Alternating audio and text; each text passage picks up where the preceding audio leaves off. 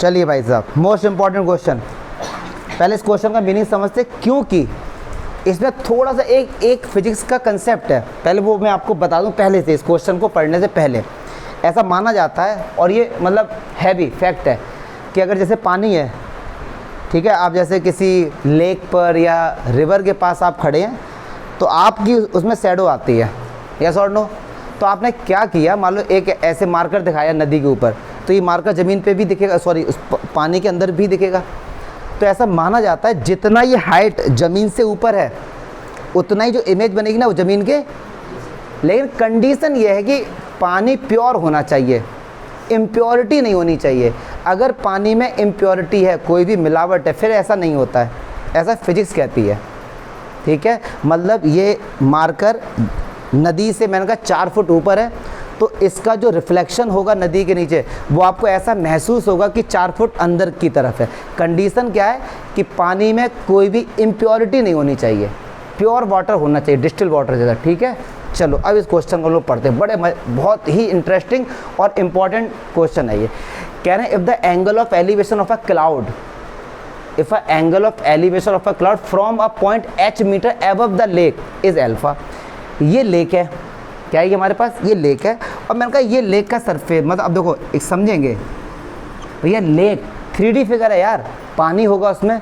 अब 3D figure हम कैसे बनाएंगे, इम्पॉसिबल वाइट बोर्ड पर बनाना। फील करेंगे ये लेक है और ये लेक का सरफेस है, मतलब लेक है ना, उसका पानी का ये सरफेस है, यस और नो। तो आपसे कहा कि ये हमारे ये जो है ये क्या, लेक, सरफेस ऑफ लेक लिख देते हैं, चलो और ज़्यादा क्लियर हो जाए, सरफेस ऑफ लेक। चलिए यहाँ से अब एक बार क्वेश्चन को मैं दोबारा पढ़ता हूँ। The angle of elevation of a cloud, क्या आपको क्लाउड की कोई लंबाई चौड़ाई ऊंचाई दी है तो क्लाउड को एक पॉइंट माना जाएगा। ये लेक है, मैंने कहा ये रहा मान लो क्लाउड, ये रहा भैया भाई साहब क्लाउड, ठीक है, ये क्लाउड मान लो, इसको मैंने दे दिया ए पॉइंट, ये हमारा क्या है क्लाउड, ठीक है। अगर किसी भी चीज़ की, जैसे एक लड़का है, अगर उसकी हाइट गिवन नहीं, पॉइंट माना जाएगा। एक कार है, पॉइंट माना जाएगा। अगर ये बोलते क्लाउड इतना चौड़ा है, इतना, तो फिर इसको उसी तरीके से डिज़ाइन किया जाता है। फिर देखें, the angle of elevation of a cloud from a point h metre above the lake, lake से h मीटर ऊपर एक डिस्टेंस है, वहाँ से एंगल ऑफ एलिवेशन कितना है, अल्फा। तो मैंने कहा ये लेक है, लेक से ये रहा, ये h मीटर, ये मैंने नाम दिया इसका BC, ये h मीटर की हाइट है, ठीक है, समझ गए। चलो आ जाओ। The angle of elevation of a cloud from a point h metre above the lake is alpha. तो क्लाउड को थोड़ा सा ऊपर लेते हैं तब अच्छे से बनेगा। मैंने मान लो यहाँ पर ले लिया ये A पॉइंट, ये हमारा क्या है जी, क्लाउड है। चलो बता देंगे। अब इसके साथ एंगल ऑफ एलिवेशन, ये जो मैंने बनाया एंगल ऑफ एलिवेशन कितना बना, अल्फा। लेकिन एंगल ऑफ एलिवेशन बनता किसके साथ है, लाइन ऑफ साइट और हॉरिजॉन्टल लाइन। तो एक हॉरिजॉन्टल लाइन ड्रॉ करेंगे, तो ये एंगल कितना हो गया, अल्फा। क्या यहाँ तक कोई दिक्कत, किसी बच्चे को यहाँ तक कोई दिक्कत? एक लाइन पड़ी और उसका डायग्राम हमने बना दिया। मतलब लेक के सरफेस से h मीटर हाइट पर क्लाउड के साथ जो एंगल ऑफ एलिवेशन वो अल्फा है, ठीक है। अब आगे बढ़ते हैं। Angle of depression of its reflection in the lake is beta. अब ये जो भैया क्लाउड है ना, चलो मैं लिख देता हूँ, ये क्या है, ए पॉइंट क्या है, क्लाउड। अब ये क्लाउड लेक के सरफेस से ऊपर है, तो पक्की बात है इसका जो रिफ्लेक्शन होगा वो नदी के अंदर हो रहा होगा, यस और नो। और इसकी सरफेस से जो हाइट है वो ये है, तो इसका जो रिफ्लेक्शन होगा वो भी तो इतना ही होगा, यस और नो। अच्छा, ये डिस्टेंस h है, तो ये डिस्टेंस कितना हो गया, h। ABC, इसका नाम देते हैं D और इसका नाम देते हैं E। तो AD नहीं पता हमको, AD को हमने मान लिया x मीटर, क्लियर है। मतलब जो क्लाउड है वो लेक के सरफेस से h प्लस x मीटर ऊपर है, तो इसका जो रिफ्लेक्शन होगा वो h प्लस x नीचे ही तो होगा, यस और नो। तो मैंने कहा ये रहा इसका रिफ्लेक्शन नदी के नीचे, क्लियर है। ABCDE, इसका नाम देते हैं F। तो अगर कोई आपसे पूछे कि EF क्या होगा, तो EF होगा H प्लस X। क्या ये बात समझ आई? इसीलिए मैंने पहले ही आपको ये बात बता दी थी, अगर लेक के सरफेस से कोई भी आइटम अगर h प्लस एक्स मीटर ऊपर है तो इसका रिफ्लेक्शन h प्लस एक्स नीचे होगा। ठीक है, कन्फर्म है डायग्राम, यहाँ तक कोई दिक्कत? चलो दोबारा पढ़ते हैं। The angle of elevation of a cloud from a point h metre के ऊपर एक पॉइंट है, इसके साथ एंगल ऑफ एलिवेशन अल्फा है और angle of depression of its reflection, मतलब एंगल ऑफ डिप्रेशन किसके साथ? इसके रिफ्लेक्शन। तो इसका रिफ्लेक्शन यहाँ पे है, तो ये जो एंगल बनेगा ये हमारा क्या है? बीटा। और वैसे भी एंगल ऑफ डिप्रेशन तो ऊपर से बनता है, यस और नो? तो ये वाला जो हमारा है, ये वाला, ये जो हमारा बना एंगल, ये वाला, ये कितना बन गया जी? बीटा। This is your diagram. देखने में कैसा लग रहा है? चलो ठीक है यार, चलेगा, क्योंकि तो स्केल का यूज़ नहीं, तो आप समझो भावनाओं को। यहाँ तक कोई डाउट है? डायग्राम का रोल है इसमें डायग्राम का ही खेल है सारा। मतलब h मीटर एवं एक पॉइंट है C, क्लाउड के साथ एंगल ऑफ एलिवेशन अल्फा है और क्लाउड का जो रिफ्लेक्शन है उसके साथ एंगल ऑफ डिप्रेशन क्या है? बीटा। क्लियर है? तो कह रहे हैं कि प्रूव करो, find the height of the cloud. ये है हाइट ऑफ द क्लाउड। कायदे में देखा जाए क्या? h प्लस एक्स, मतलब h प्लस एक्स को ये प्रूव करना है। क्या मैं समझा पाया यहाँ तक? ठीक है सर, अब आ जाइए। अब तो खैर बच्चों वाला क्वेश्चन है। चलिए, तो एक राइट एंगल ट्रायंगल, एक तो ये लेंगे आंख बंद करके और एक ये लेंगे, क्योंकि ये एंगल कितना है? 90 है, ये भी 90 होगा। तो एक ACD ट्रायंगल लेते हैं, एक ACD 90 एंगल के सामने वाला परपेंडिकुलर। अब ये वाला डिस्टेंस नहीं है तो मैंने y मीटर कंसीडर कर लिया। ठीक है, तो लगाओ tan अल्फ़ा। तो tan alpha is equals to x upon y।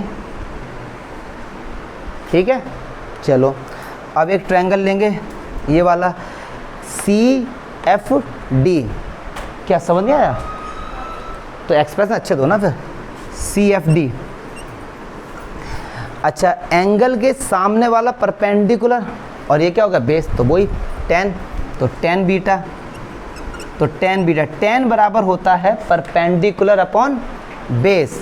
तो परपेंडिकुलर पूरा माना जाएगा, इसको जरा गौर से समझेंगे। इतना पोर्शन h है, इतना h प्लस एक्स है, तो क्या पूरा 2h प्लस एक्स नहीं हो जाएगा?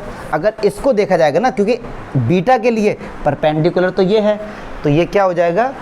2h plus x upon y। tan alpha दिख रहा है, tan बीटा थोड़ा थोड़ा आंसर दिख रहा है। अच्छा, अब यहाँ से समझेंगे।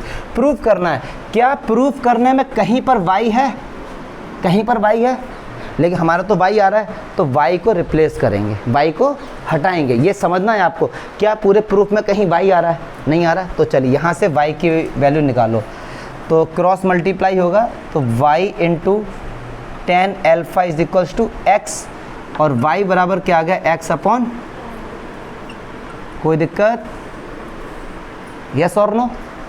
ठीक है, ये y की वैल्यू उठा के यहाँ पुट करनी है। जैसे ही मैंने बोला कि यहाँ पर प्रूफ में y नहीं आ रहा है, y को अलग करो। एक बच्चा बोलेगा सर x भी नहीं आ रहा है, तो x को अलग करो। यार देखो, x का यूज़ होगा, क्योंकि इस हाइट में x आ रहा है, तो x को हटा नहीं सकते। x तो आंसर में आएगा, देखना भी आएगा x आंसर में। तो y की ये वैल्यू उठा के यहाँ पुट करो, तो put the value y in equation second. चलिए आ जाइए, अब थोड़ी कैलकुलेशन साथ देंगे सारे बच्चे। tan beta equal to 2h plus x upon y कितना है? x upon tan alpha. तो क्या tan अल्फ़ा ऊपर नहीं आ जाएगा? अरे यार इतना तो बता सकते हो ना। चलिए जी, क्रॉस मल्टीप्लाई करो, तो x tan बीटा, ठीक है, tan अल्फ़ा का अंदर multiply, 2h tan alpha plus x tan alpha.